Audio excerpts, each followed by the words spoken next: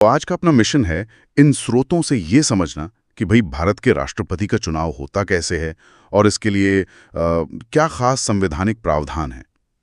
ये दिलचस्प है ना कि हमने ब्रिटेन वाली संसदीय व्यवस्था ली। हाँ, वो तो है। लेकिन हमारे राष्ट्र प्रमुख ब्रिटेन के राजा रानी की तरह वंशानुगत नहीं है, वो चुने जाते हैं।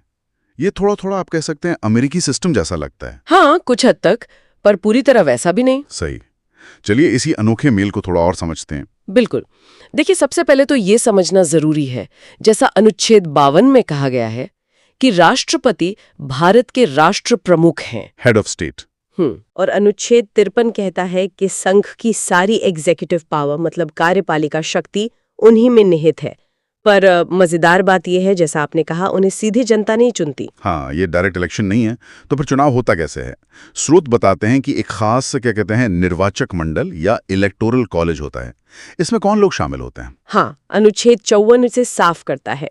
इस इलेक्टोरल कॉलेज में संसद के दोनों सदन यानी लोकसभा और राज्यसभा, इनके सिर्फ चुने हुए सदस्य होते हैं। ध्यान रहे, मनोनीत सदस्य नहीं। अच्छा, सिर्फ इलेक्टेड एमपीज। बिल्कुल। और साथ ही सभी राज्यों की जो विधानसभाएं हैं उनके भी चुने हुए सदस्य मतलब एमएलएज। और 70वें संशोधन के बाद से दिल्ली और पुडुचेरी जो केंद्र शासित प्रदेश हैं पर जिनकी अपनी विधानसभाएं हैं, उनके भी चुने हुए सदस्य इसमें शामिल हैं। तो मतलब मनोनीत सदस्य चाहे वो संसद में हो या विधानसभा में, वो वोट नहीं डालते? नहीं, वो वोट नहीं डालते। ठीक है। तो ये तरीका एक तरह से केंद्र और राज्य दोनों को प्रतिनिधित्व देता है राष्ट्रपति चुनाव में। अच्छा, और ये चुनाव की प्रक्रिया ये सुनने में थोड़ी जटिल लगती है। आनुपातिक प्रतिनिधित्व पद्धति के अनुसार एकल संक्रमणीय मत द्वारा। इसका क्या मतलब हुआ आसान शब्दों में? हाँ, ये सुनने में भारी लगता है। देखिए, आसान भाषा में इसका मतलब है कि हर वोट की ना एक वैल्यू होती है, एक कीमत होती है। अच्छा। हाँ, जो राज्य की जनसंख्या और वहां के विधायकों की संख्या के आधार पे निकाली जाती है। और वोटर किसी एक उम्मीदवार को टिक नहीं करता।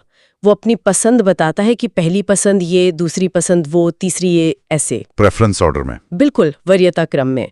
और जीतने के लिए उम्मीदवार को सिर्फ सबसे ज्यादा वोट नहीं चाहिए, बल्कि आधे से ज्यादा वोटों का एक निश्चित कोटा हासिल करना होता है। और अगर मान लीजिए पहली गिनती में किसी को भी वो कोटा नहीं मिला तब? हाँ, ये अच्छा सवाल है।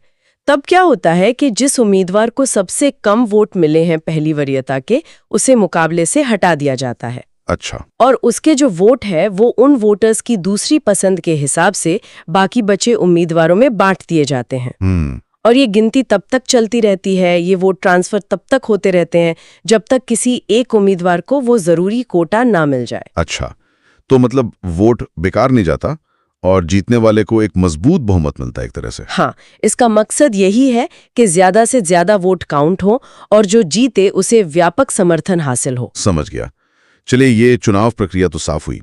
अब बात करते हैं कि इस पद के लिए उम्मीदवार में क्या योग्यताएं होनी चाहिए। अनुच्छेद 58 इसके बारे में क्या कहता है? हाँ, अनुच्छेद 58 में ये बिल्कुल स्पष्ट लिखा है। पहली बात, व्यक्ति भारत का नागरिक हो।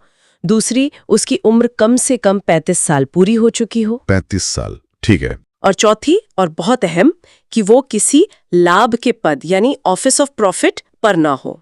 ये लाभ का पद, इसका क्या मतलब है? बिल्कुल ठीक ठीक। देखिए, इसका मतलब है कि वो व्यक्ति केंद्र या राज्य सरकार के अधीन कोई ऐसा पद न धारण करता हो जिससे उसे तनख्वाह, भत्ता या कोई और आर्थिक फायदा मिल रहा हो।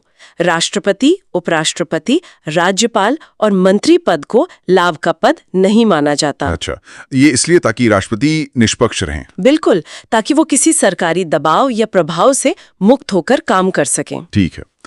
अच्छा, मान लीजिए कोई चुना गया, तो कार्यकाल कितना होता है राष्ट्रपति का? अनुच्छेद 56 के अनुसार राष्ट्रपति का कार्यकाल पद ग्रहण करने की तारीख से 5 साल का होता है। 5 साल? हाँ, लेकिन वो चाहें तो इससे पहले भी अपना पद छोड़ सकते हैं, उपराष्ट्रपति को अपना इस्तीफा देकर। या फिर एक और स्थिति है, अगर वो संविधान का उल्लंघन करते पाए जाते हैं तो उन्हें अनुच्छेद 61 में बताए गए महाभियोग मतलब इम्पीचमेंट के खास प्रक्रिया के जरिए हटाया भी जा सकता है। महाभियोग? ये गंभीर प्रक्रिया होगी। हाँ, काफी विस्तृत और मुश्किल प्रक्रिया है वो। और हाँ, एक और बात, अनुच्छेद 57 ये कहता है कि एक व्यक्ति दोबारा भी राष्ट्रपति बन सकता है, मतलब पुनर्निर्वाचन पर कोई रोक नहीं है, कितनी भी बार। अच्छा, मतलब कोई टर्म लिमिट नहीं है जैसे अमेरिका में है? नहीं, भारत में ऐसी कोई सीमा नहीं है। पद संभालने से पहले शपथ भी तो होती होगी? हाँ जी, बिल्कुल। अनुच्छेद 60 में शपथ का प्रावधान है। राष्ट्रपति अपना पद संभालने से पहले भारत के मुख्य न्यायाधीश मतलब चीफ जस्टिस ऑफ इंडिया, या अगर वो मौजूद ना हो तो सुप्रीम कोर्ट के जो सबसे सीनियर जज होंगे उनके सामने शपथ लेते हैं। और शपथ किस बात की होती है? शपथ होती है संविधान और कानून का संरक्षण, प्रतिरक्षण और परिरक्षण करने की, और भारत की जनता की सेवा और कल्याण में लगे रहने की। ये एक बहुत महत्वपूर्ण जिम्मेदारी है। निश्चित रूप से। अच्छा, इतनी सारी बातें हैं, चुनाव प्रक्रिया, योग्यताएं, कार्यकाल, क्या कभी चुनाव को लेकर कोई विवाद या सवाल उठता है? अगर ऐसा हो तो फिर मामला कहाँ जाता है, कौन फैसला करता है? हाँ, बिल्कुल मुमकिन है कि चुनाव को लेकर कोई विवाद या शंका उठे, और इसके लिए भी संविधान में व्यवस्था है। अनुच्छेद 71 कहता है कि राष्ट्रपति या उपराष्ट्रपति के चुनाव से जुड़े सभी शक और विवादों की जांच और फैसला करने का अधिकार सिर्फ और सिर्फ उच्चतम न्यायालय यानी सुप्रीम कोर्ट को है। सिर्फ सुप्रीम कोर्ट को? हाँ, और उनका जो भी फैसला होगा वो अंतिम होगा, उसे कहीं और चुनौती नहीं दी जा सकती। ठीक है, तो हमने आज देखा कि भारत के राष्ट्रपति का चुनाव एक काफी विस्तृत और कहना चाहिए अप्रत्यक्ष प्रक्रिया है। इसमें संसद और राज्यों की विधानसभाओं के चुने हुए प्रतिनिधि हिस्सा लेते हैं। योग्यताएं, कार्यकाल, शपथ और अगर कोई विवाद हो तो उसका निपटारा कैसे होगा, इन सब के लिए संविधान में साफ नियम कायदे मौजूद है। बिल्कुल सही कहा।